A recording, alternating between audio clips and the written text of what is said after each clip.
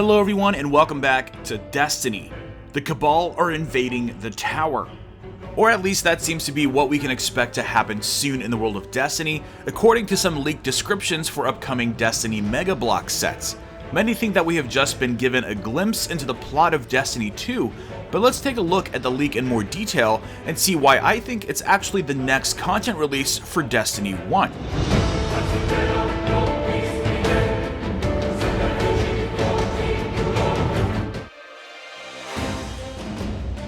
For those of you that might be unaware, one of Destiny's few pieces of licensed merchandise is a few sets of Mega Bloks. We currently have sets like the Vault of Glass with Atheon and the Fallen Walker set.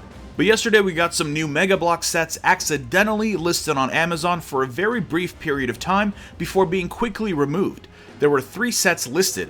Sadly, all we got were descriptions of the sets with no images, but the descriptions are perhaps more valuable in this case to determine if they're pointing to unreleased or upcoming Destiny content. Now, the first 2 seem pretty straightforward and include content that is in the current game, but the third one is much more curious and includes things that are not in the game right now. That set is the Cabal Bruiser Battle Building set and is described as the following. It has a buildable hangar platform. It sets the scene for a clash between a bruiser's crushing strength and a master swordsman's skill. A legendary warrior faces his greatest contest yet in the tower hangar. Wielding his raise lighter, hero of the Crucible Lord Shaxx prepares to pit his blade against the furious cleavers of the Cabal Red Guard. This definitely sounds super epic, so let's break it down a little bit more. First up, it takes place in the tower hangar, which may suggest an invasion in an attempt to disable the Guardians before invading the city. Next, it seems to depict a fight between a raise lighter wielding Lord Shaxx and Cabal bruisers and cleavers.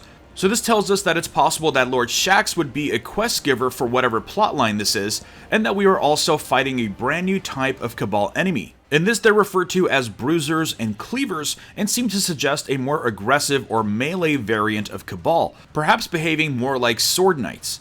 This would be a very nice change of pace for the Cabal enemy type. Another curious detail is that the Cabal here are part of the Cabal Red Guard. So what could this mean? Well, usually the term guard is used in higher ranks or sometimes royalty, so this could suggest that we are being invaded by the Cabal Emperor himself. In fact, we have some in-game story to back this up. In the Taken King story mission Outbound Signal, the Cabal were successful in transmitting something back to the Cabal Empire from whichever corner of the universe they come from.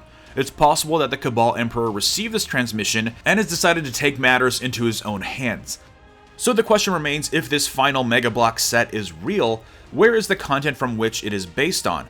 Many are speculating that this is the plot of Destiny 2, which makes sense when compared to a Kotaku article from some months ago. That article stated that Destiny 2 is rumored to be centered around the Cabal, and will feature the fall of the tower to an invading enemy force. We've heard lots and lots of rumors of an event like this going as far back as 2015, and that's most likely due to the fact that it seems like a very cliche or obvious plot point. But regardless, I believe the whole Tower Falls plotline is an inevitability at this point, but with this newest information, I'm starting to doubt whether or not it's actually the plot of Destiny 2.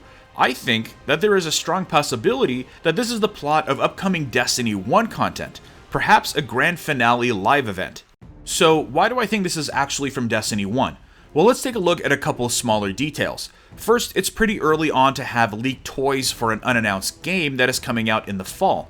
Many games have had leaked toys and many have been over 6 months before launch, but many of those games had already been revealed or announced in some way. So with Destiny 2 not even really officially announced yet by Bungie, and the fact that they're pretty tight-lipped about Destiny in general, it seems unlikely that they would have these third-party licensed merchandise deals already fully developed. Now, this of course could feed into my theory that this is yet again another planned leak by Bungie to build up some hype. Hence my use of the quotes when I said that they were accidentally posted early, which honestly I'm totally fine with. Another detail is the fact that Lord Shaxx is wielding a raise lighter. Some rumors of Destiny 2 include the possibility of leaving all of our gear behind due to a potential overhaul to weapon classes and systems for the sequel. This would make all current weapons not usable and not attainable in Destiny 2. Now, of course, this wouldn't necessarily mean that the Raise Lighter or Yellowhorn, for instance, would be removed from existence. After all, it is an NPC using it, so it doesn't mean that it's necessarily going to be in our arsenal. But you have to keep in mind that these are toy sets, and they're designed to feature things that are in the game, like the Arcadia ship or the Cryptid Hunter armor set from other sets. I feel like if they were to include the raise lighter, it should be attainable, which pointed more to the current game. Lastly, the third set is the only one that features things that haven't been in the game already. The first is the Goliath tank from the Taken King, and the aspect of glass is from vanilla. So it would be strange for them to have a new line of Mega Bloks sets that features 2 sets from Destiny 1 and only 1 from Destiny 2. It's more likely that they want to release all of these sets at the same time as Destiny 1 merchandise, but have to wait for the third one to actually happen in-game. This could be why they were accidentally listed on Amazon. Whoever posted these might have thought, what's the harm? Destiny 1 is out now, these can go live immediately, not realizing that the third one has yet to happen in-game. Now, on top of all of this, we still don't know anything about the next content update or live event for Destiny, other than they will most likely go hand in hand like they did in the Dawning, a live event kicking off new PvE content. We also know that it will be something new.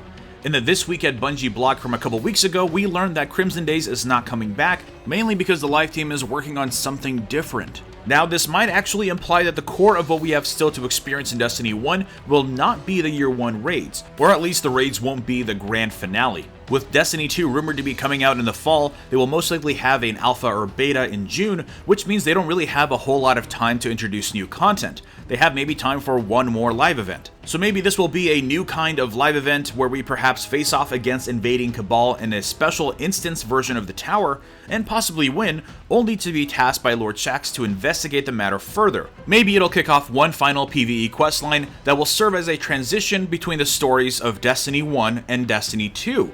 The possibilities are truly endless at this point, but all I know is that it's all pretty exciting. Or it could just end up being a very elaborate hoax. Anyways, let me know what you think this all means in the comments below. Drop a like if you enjoyed this video, and subscribe for more Destiny content. And I will see you all next time. Also, before I go, I wanted to mention that I'll be posting more Overwatch videos over the next few weeks, as they have just released their Chinese New Year 3-week event. I'm pretty excited for that event, and I'll be doing a big loot unboxing video soon, which may already be live depending on when you're watching this video.